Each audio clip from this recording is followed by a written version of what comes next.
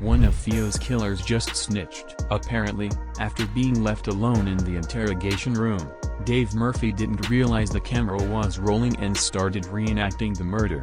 He starts walking around the interview room, and then he starts going, and then he walks around, and then he does it again. Murphy basically handed the prosecution everything they needed to bury him, and he even dropped names. "I'm breaking it all down. Let's get into it." Killers thought the cameras were off. The murder of Charles Andrew Jones II, better known in these streets as rapper Foolio, sent shockwaves through the rap game and had the whole hood talking. On June 23, 2024, what was supposed to be a birthday celebration for the 26-year-old rapper turned into a nightmare when he got murked in a targeted hit outside a Holiday Inn in Tampa, Florida. This wasn't no random drive-by or some spur-off moment beef. This was some calculated, cold-blooded executed by who had been stalking their target all night long. But here is where it gets real spicy, fam. These so-called killers thought they were some criminal mastermind, some real G's who could outsmart the system. Little did they know their own arrogance and straight-up stupidity would become the smoking gun that would have them facing life sentences or the death penalty. We talking about evidence so damning that even the best defense lawyers in the game would be scratching their heads trying to figure out how to spin this. The story starts jumping off in an interrogation room at the Jacksonville Sheriff's Office where Dave Murphy, one of the 5 suspects charged with Theo's murder, was getting grilled by the boys in blue. Murphy, this 27-year-old street soldier allegedly tied to that 1,200 gang, had been running from the law for over 6 months before they finally caught his on January 6, 2025 with help from the U.S. Marshal Service. Now picture this scene.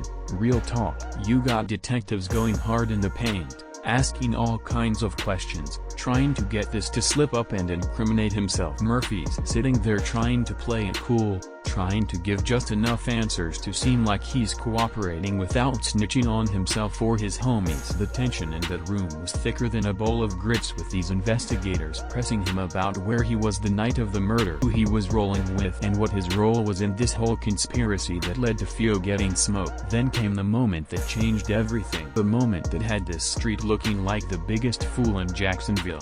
During a break in the questioning, the detective stepped out the room, leaving Murphy by himself. In that moment, this dude made what would turn out to be the most boneheaded move of his entire life. What Murphy slow didn't realize, what he couldn't have even imagined, was that surveillance cameras were still rolling, catching every single thing he was about to do. Thinking he was all alone with no eyes on him, Murphy started wilding out in ways that would later have the whole courtroom shook. According to detective testimony during his bond hearing on January 16, 2025, this fool was caught on camera acting out shooting motions, pretending to hold a rifle. He puts out his arms like this, and it appears that he's brandishing a rifle with one hand extended and one, what I would consider the trigger finger. He starts walking around the interview room, and then he starts going, and then he walks around, and then he does it again. Can you picture this? Here's this grown man facing potential life behind bars or the electric chair, acting out what looked like him reliving the murder he was being questioned about. The detective who had to testify about this crazy behavior was so blown away by what he witnessed that he actually demonstrated Murphy's actions right there in court, showing the judge and everybody else exactly what this surveillance footage captured. But this wasn't just some random tweaking or nervous energy. This was a dude who appeared to be celebrating, maybe even getting off on one of the most heinous crimes Jacksonville had seen in a minute. The prosecution later argued that Murphy's actions showed he thought the cameras had stopped recording, making his behavior even more incriminating. Really understand how monumentally stupid this move was. You got to understand the backdrop of Theo's murder. This wasn't some random street beef or a crime of passion. This was the bloody conclusion of a decade-long gang war that had already left dozens of bodies in its wake. Foolio, who is deep in the 6-block set of the KTA Kill Them All gang, had been locked in a deadly feud with rival sets 80K, AC's top killers, and 1,200 out east. This wasn't just some rap beef that stayed on wax. This was real street that had been escalating through social media disrespect, disreport, and most tragically through violence that had touched multiple families and hoods. On that fateful night in June 2024, Foolio was out celebrating his birthday, hitting up different spots in Tampa. Hey, The pool party start today at 5, 6 o'clock. You already got the address, pull up, man. You got the address, pull up. If you need the address, DM me right now. The pool party start at 5, 6 o'clock. After the pool party, the suspects trailed Theo to Teaser's Gentlemen's Club, Truth 18 nightclub, and finally the Home 2 Suites where the ambush occurred. The had no clue that his ops were on his trail, watching his every move, waiting for the perfect moment to catch him slipping. One of the most tragic aspects of the incident was how Foolio's social media activity led his killers to it. He was posting on social media in real time as he moved from location to location. We came deep with my birthday, man. Everybody come like this fair. Yeah, man. You know what I'm saying? You know what I'm saying? You know what I'm saying? We deep as hell. We deep as hell, 20 deep. What he didn't know was that he was providing his killers with a GPS to his exact whereabouts. The hit itself was some professional level, with 3 shooters using high-powered rifles and leaving 31 shell casings scattered around the scene. This was the type of coordinated attack that required serious planning, multiple participants, and the kind of organization that showed these weren't playing around. 5 suspects got knocked for the murder: Sean Githite, 18, Isaiah Chance, 21, Alicia Andrews, 21, Rashad Murphy, 30, and Dave Murphy, 27. Each one of these individuals was allegedly connected to the rival sets that had been beefing with Foolio's crew for years. The evidence against these cats was already looking bad for them. Surveillance footage showed the suspects following Foolio all around Tampa that night. Phone records revealed some real incriminating communications, including text messages from Rashad Murphy talking about Don Julio as a way to disrespect Foolio. Digital evidence showed that Rashad Murphy had booked an Airbnb in Tampa the day before the shooting, but Devon Murphy's clown show performance in that interrogation room took this case to a whole different level. Here was a suspect facing the most serious charges you can imagine, apparently acting out the very crime he was accused of committing. The incident was so significant that it became a major talking point during Murphy's bond hearing, which went on for 5 hours and ended with the judge denying bond. The prosecution successfully convinced the court that Murphy was too dangerous to be let back on the streets, and his amateur hour performance in the interrogation room damn sure didn't help his cause. The prosecution has made it clear that 3 suspects, Isaiah Chance, Sean Githite, and Rashad Murphy, are looking at the death penalty if they get convicted, while Alicia Andrews, pregnant, isn't facing the ultimate punishment. Davi Murphy, given the nature of the evidence against him and his alleged role as one of the shooters, is probably going to be facing the death penalty, too. The legal proceedings are complex and still unfolding. Alicia Andrews' trial was supposed to happen in early January 2025, but got pushed back after her lawyer quit, with a new tentative date sometime around August 2025 or later. The other suspects, including Murphy, are looking at trial scheduled for April 2026. The decade-long street tour that took Foolio out. To really understand the wild we just witnessed in that interrogation room, we need to take a deep dive into the grimy, violent world that created it. The murder of Julio Foolio wasn't some random act of violence. It was the tragic end result of a decade-long street war that has left dozens of bodies dropping and families destroyed all across Jacksonville, Florida. This is a story about young caught up in never-ending cycles of revenge, about neighborhoods turned into war zones. Charles Andrew Jones, known to the streets as Julio Foolio, was born on June 21, 1998, and came up in Jacksonville's Monreef neighborhood. His early life was marked by tragedy and hardship that would shape not only his music,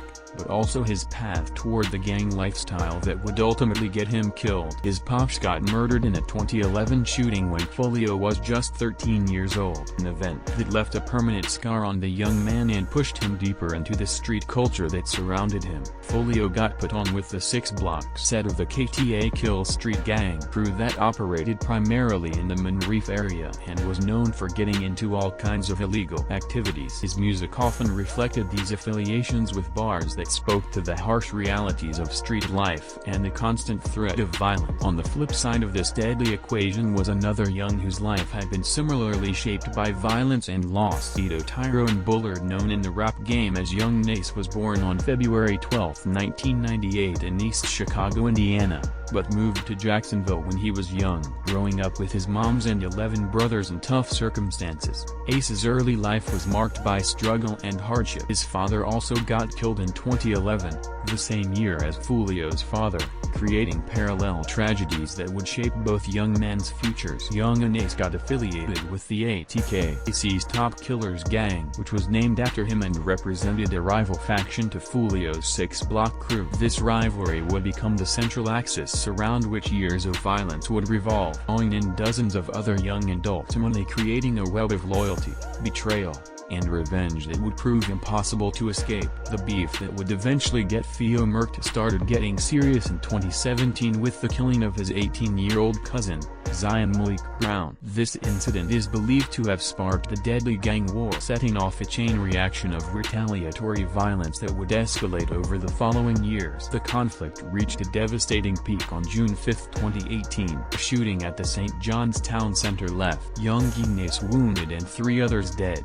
His brother Trevin Bullard and 2 homies, Roy Al Devin Smith Jr. and Jacoby Deeside Groover. This shooting was reportedly carried out by members of 6 Block, marking a serious escalation in the violence between the two factions. What happened next would illustrate just how cruel and public this feud had become. Foolio posted disrespectful content on social media, including a t-shirt with the phrase "Rest in 23" mocking Roy Al Devin Smith Jr., further intensifying the feud. The stage was set for years of increasingly violent retaliation that would claim numerous lives and terrorize entire communities. In January 2019, Willie Addison, known as Boscoon, got smoked at Paradise Gentlemen's Club, an incident linked to the ongoing conflict. Also in 2019, Lil Buke, Charles Quinton McCormack Jr. and B. Adrian Dennard Gaynor Jr., both associated with KDA, got killed in separate incidents, seen as retaliatory hits by ATK. Foolio himself became a target multiple times, surviving shootings in July 2020 in Houston, Texas, and again in October 2023 in Jacksonville. Foolio himself talked about the 2023 shooting on Instagram Live. I look down on my foot, I see him bleeding, but I'm like, I see the front. See, I ain't show y'all the back side of my ankle. The front and the back side of my ankle, like, they bleed. Each close call only seemed to heighten the tension and increase his enemy's determination to take him out permanently. Both sides weaponized social media and music to fuel the feud, creating a public spectacle of their private war. Foolio dropped diss tracks like "When I See You," which racked up nearly 1 million views in 12 hours, talking to ATK members. On the other side, ATK, led by Young and Ace, dropped "Who I Smoke," which gained over 14 million views in 3 weeks, referencing the killing of 6 Block members and glorifying violence. These platforms were used not just to disrespect rivals, but also to recruit new soldiers and document the conflict, with the Jacksonville Sheriff's Office even using rap videos to make arrests. In January 2019, the involvement of a third gang, 12,200 Out East, which allied with ATK against 6 Block, further complicated the dynamics and increased the number of potential shooters and victims. This alliance would prove crucial in Foolio's murder, as suspects Rashad Murphy and Dayon Murphy were both affiliated with 200 Out East. The conflict has been characterized by law enforcement as involving dozens of murders by and against both sides, making it one of the most deadly gang wars in Jacksonville's history. The casualties weren't just gang members. Innocent bystanders, family members, and entire communities were affected by the violence that seemed to have no end in sight. In more recent times, the violence has continued to claim innocent victims, including the January 2025 murder of 7-year-old Beyond Allen. Got killed in a shooting targeting his cousin, a rapper associated with ATK. 6 suspects, aged 17, 24, and affiliated with 6 Block got knocked in connection with this tragic incident. Young Ace's connection and the wild revelations. Alright, now we get into the juiciest part of this whole story. The part that involves one of Jacksonville's biggest rap stars and all the wild controversy surrounding his potential connection to Foolio's murder. Young Ace, whose government name is Key Bullard, sits right in the middle of a web of allegations, denials, and contradictions that keep generating headlines and street talk more than a year after the fatal shooting. Till date, Young Ace ain't been charged with any crimes related to Foolio's murder. Despite his central role in the gang rivalry that ultimately led to the killing, the Jacksonville Sheriff's Office has stated that there is no current investigation into Ace for Foolio's murder, though they continue to keep tabs on him due to his gang affiliations and the ongoing tensions in the street. However, Ace's connection to the case runs deep through his association with the ATK gang and his well-documented beef with Foolio. During a bond hearing for Devon Murphy on January 17, 2025, which went on for 5 hours, police extensively discussed Ace's connection to ATK and the rivalry with Foolio's crew. While Ace was central to the narrative presented by law enforcement, the state attorney's office has indicated they are building their case based on facts and evidence and currently are not pursuing charges against him. Now, here's where this gets real. Wild fan. The relationship between Young and Ace and Foolio was way more complex than simple gang rivalry might suggest. In a shocking revelation that came during an Instagram live session on July 21, 2024, Ace disclosed that he and Foolio were actually cool before the murder. What you think about Foolio dying, cuz? That's sad. Twin, I ain't gonna lie, bro. Y'all boys in the street, y'all didn't leave the streets alone, twin. All gone and like that. It's so funny, cause me, bro, like we cool, like we was cool and me and him, like we cool. And I was just so funny. I was just talking to them. I'm like, bro, you gotta stop. Wait, bro, you know, love y'all here, like stop. Wait, bro. Like, you know, I with your wrist. Yo, this revelation had the whole hip-hop community shook. Here were two youngers who had been portrayed as deadly enemies whose beef had been documented in countless diss tracks and social media posts. Yet according to Ace they had squashed their issues privately before Foolio got murked. But hold up, because Ace's actions immediately after Foolio's death raised some serious questions about how sincere his claims really were. On June 24, 2024, just hours after Foolio got smoked, Ace dropped a song titled Do It. The timing and content of this release sparked immediate controversy with fans and observers interpreting it as a diss track aimed at the deceased rapper. The lyrics of Do It included bars like, "They called my phone, said they got the low, I told them, do it," which many people interpreted as a reference to Foolio's murder. The music video that came with the song showed scenes that looked like the hotel parking lot where Foolio got killed, leading to widespread speculation about whether Ace was celebrating his rival's death or just trying to capitalize on the publicity surrounding the murder. The situation got even more complicated when some unverified claims started circulating on social media. A video surfaced featuring a masked man who claimed to be the shooter responsible for Foolio's death, alleging that young Gene Ace had paid him to carry out the killing. I'm the one that smacked Foolio that night when he got dropped at his birthday celebration. I rock with Ace and them boys, you feel me? ATK, you feel me? I be in Jacksonville heavy. Ace had that money on his head, you know, Ace had him put that 10K up. Told me to slide, told me to smack Fool, because you know he got tired of that running his mouth playing all the time. However, this claim remains completely unverified as the individual's identity is unknown and there is no official confirmation from law enforcement or credible sources. Reports from multiple hip-hop news outlets have emphasized that this accusation is speculative and not linked to any charges or investigations. Real talk. Anybody can put on a mask and claim they did some wild doesn't mean it's true. Young Gene Ace's own legal troubles have added another layer of complexity to the situation. On April 15, 2024, he got knocked in Jacksonville Beach for gun possession, but those charges got dropped on July 3, 2024 due to insufficient evidence. Court records showed that DNA and phone evidence failed to connect Ace with the weapons and prosecutors declined to prosecute, citing a low likelihood of conviction. Dropped charges highlight the challenges law enforcement faces when dealing with high-profile figures in gang-related cases. Sheriff T.K. Waters has acknowledged Ace's long-known involvement in local gang activities, but emphasizes that charges must be based on solid evidence rather than street reputation or gang association. 5 suspects who actually got knocked for Foolio's murder were all affiliated with ATK and 1200 Out East, the gangs associated with Young and Ace. This connection is undeniable and forms the basis for much of the speculation about Ace's potential involvement. The evidence against the actual suspects is extensive and damning, as digital evidence included text messages from Rashad Murphy talking about Don Julio as a way to disrespect Foolio and the fact that Murphy had booked an Airbnb in Tampa the day before the shooting. Ballistic analysis linked weapons used in the murder to 4 shootings and 1 homicide in 2022 Jacksonville. The prosecution's case is built on this concrete evidence linking the suspects directly to the crime scene and the murder itself. While Young Gene A's gang affiliations and beef with Foolio provide important context, law enforcement has focused their charges on those cats who can be directly connected to the actual shooting. One of the most interesting aspects of this case is Isaiah Chance's claim that he's innocent. In May 2025, Chance posted on Instagram arguing that police arrested the wrong people, stating there was no clear footage identifying the shooters, no murder weapons recovered, and no shell casings linking him directly to the crime. This claim introduces an element of uncertainty and contrast with the prosecution's reliance on circumstantial evidence. Though, it should be noted that defendants claiming innocence is nothing new in criminal cases. Public reaction to Young N.A.'s potential involvement has been mixed and intense as hell. Social media discussions have ranged from those who believe he orchestrated the murder to those who see him as being unfairly targeted due to his rivalry with Foolio.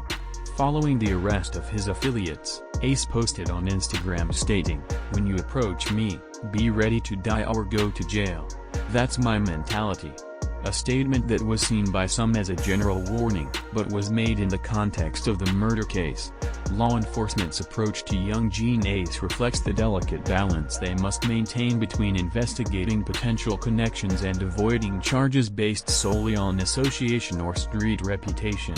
Sheriff T.K. Waters has noted the level of surveillance and monitoring directed at high-profile gang figures, saying, So Young and Ace has long been known in Jacksonville. We are consistently monitoring those groups. We have people that are always watching them. The case has also highlighted the complex relationship between artistic expression and criminal activity in the drill rap scene. Both Foolio and Young and Ace built their careers partially on documenting and dramatizing their gang affiliations and beefs. Their music videos, social media posts, and lyrics have all been scrutinized by law enforcement and used as evidence in various cases. While the 5 suspects in custody await their trials, facing potential life sentences or even death, young Gene Ace continues his music career under the watchful eye of law enforcement. His every move scrutinized for potential connections to ongoing violence. And in Jacksonville's neighborhoods, young people continue to face the same choices that led to this tragedy, hoping that somehow their stories might end differently.